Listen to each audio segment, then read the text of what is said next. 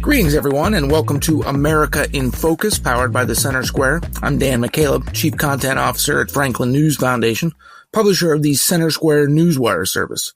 Republicans in the U.S. House this week passed a $4.5 trillion budget resolution that includes an extension of President Donald Trump's tax cuts and additional dollars for border security and national defense.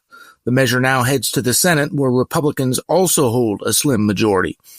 Joining me to discuss this is Casey Harper, Washington, D.C. Bureau Chief for the Center Square. Casey, the vote in the House was close, with Democrats opposing the budget resolution.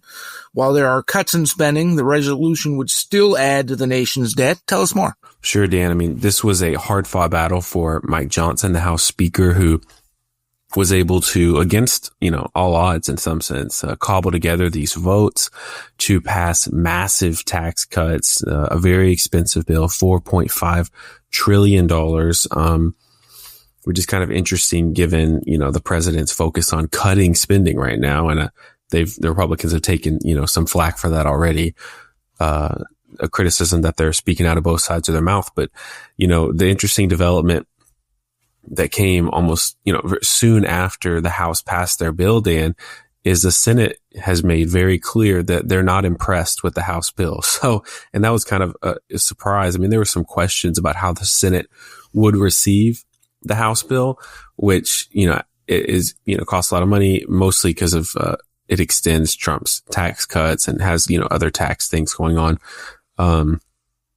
But the Senate is basically saying there's going to be major changes. So the Senate had previously, because the House was delaying in their mind, the Senate had passed a bill that was just like a very small bill that just kind of funded the border, funded some basic things, cost a few $100 billion and did not address the tax issue yet. And so then the House passed this bill, and some people are reporting, oh, well, it's either the Senate bill or the House bill, but that's really old news at this point.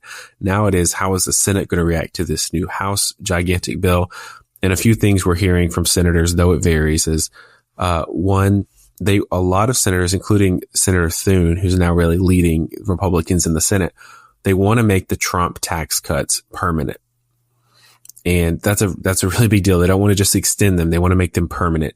And so that's going to be expensive. It might take away from other tax, cuts that people wanted to make to focus just on the Trump tax cuts, which were first passed in the 2017 Tax Cuts and Jobs Act. So they want to make those permanent.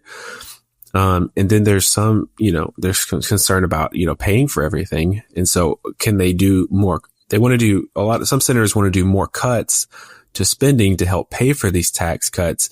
But at the same time, there's a lot of senators who are very worried about cuts to Medicaid, which is going to be one of the main ways to pay for this.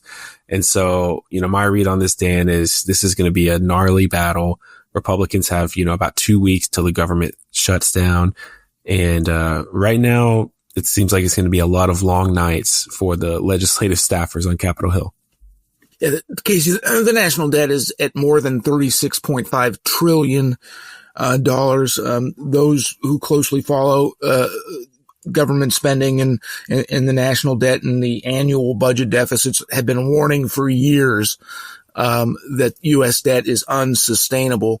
Of course, President Donald Trump created the Department of Government Efficiency to help tax cuts, but because the budget deficits under Joe Biden grew to more than $2 trillion, there is a lot of work to do here.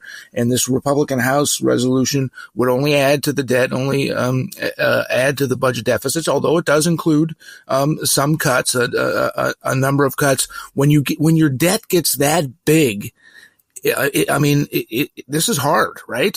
There are no easy solutions without massive budget cuts.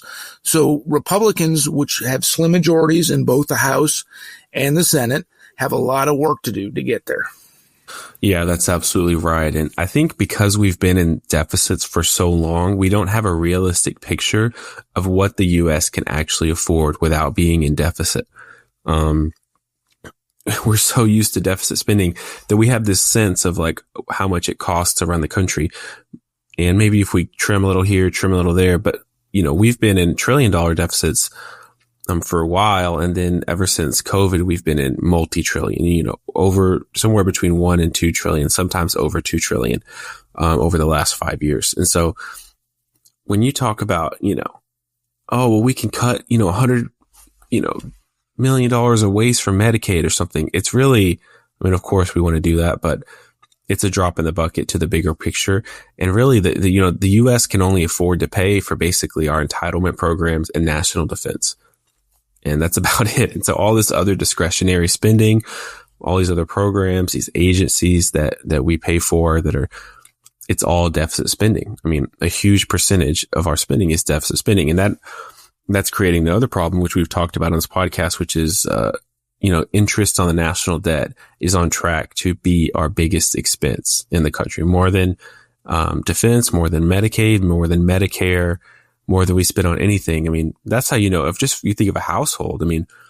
If you're paying more interest on your credit cards than you are paying for your mortgage, that's the definition of bankrupt.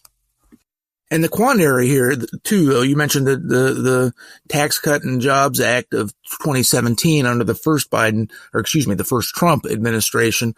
That has a sunset, and that sunset is many parts of that has a sunset, and that is this year.